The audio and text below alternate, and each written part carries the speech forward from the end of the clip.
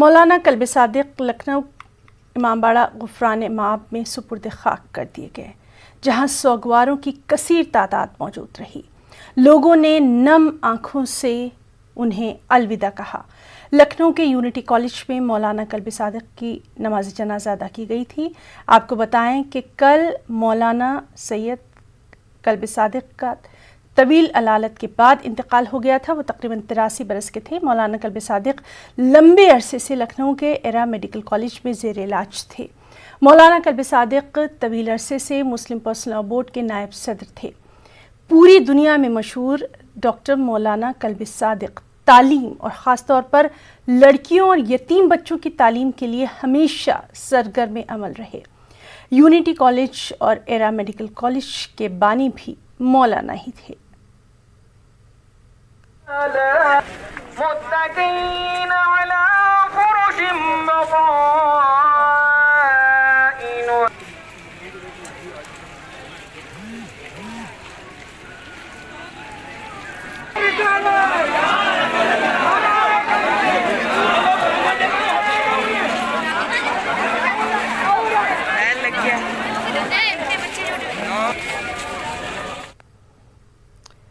اور ناظرین، اس موقع پر وزیراعظم نریندر مودی نے بھی اپنے گہرے دکھ کا اظہار کیا۔ اپنے ٹویٹ میں انہوں نے کیا کچھ کہا ہے آپ کو دکھا رہے ہیں۔